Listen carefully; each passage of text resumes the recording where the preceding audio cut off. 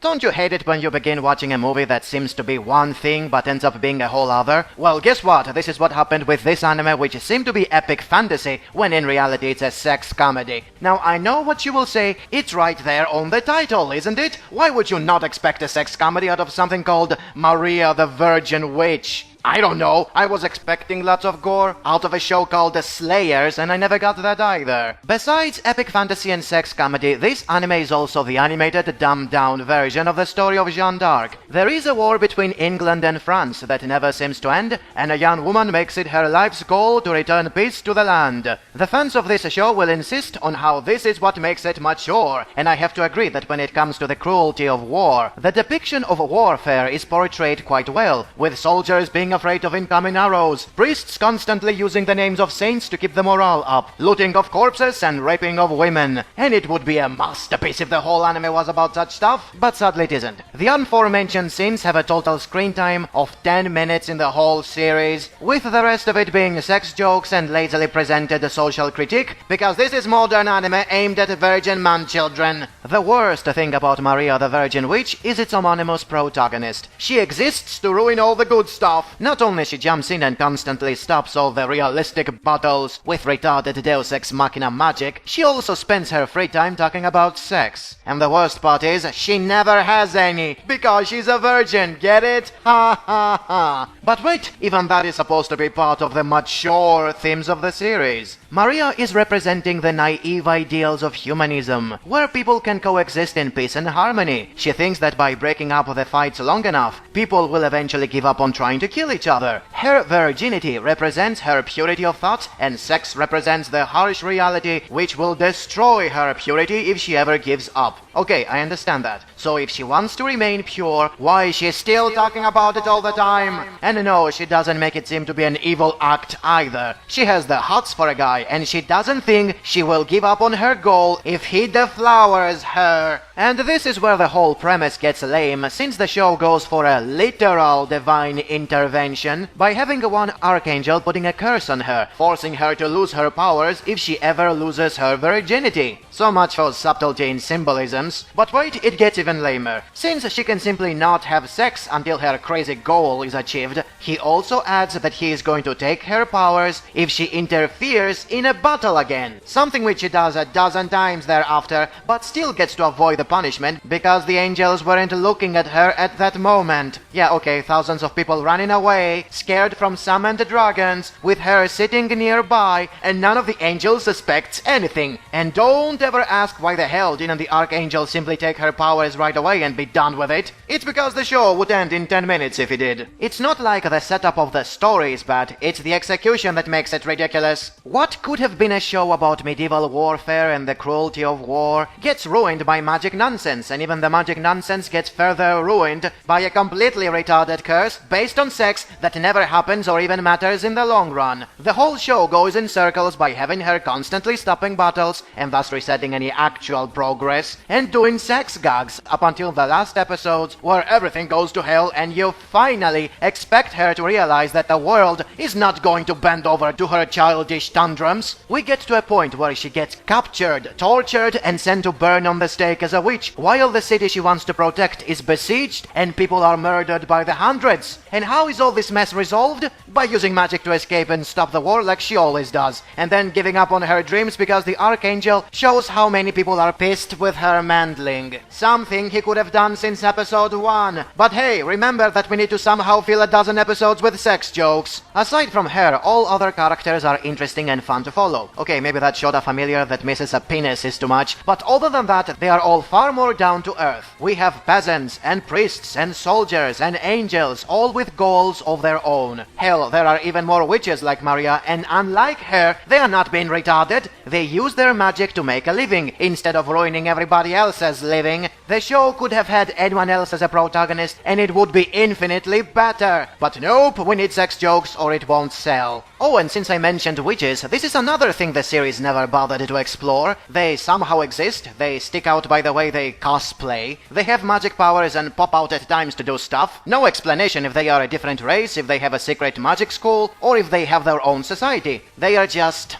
there. just like Maria's motivation to stop the war. Do you know why she wants to do that? Because she was bullied and hated by everyone as a kid, and then her bullies died in a plague. What the hell? Even the lamest sex joke in the show had more thought put into it than the protagonist's motivation. And I can't believe she gets away with it at the end, while the priest that wanted order and control turns into a freaking pillar of salt. Even the payoff is bullshit. This anime is awful. The themes are interesting, the depiction of medieval warfare is great, and everything else is garbage. It can be very enjoyable only if you're a pervert who loves bottom-of-the-barrel sex jokes involving bestiality and invisible penises, and then tries to make it seem like it's mature because there are 2 minutes worth of total screen time where the whole thing is a ripoff from a Jeanne d'Arc movie.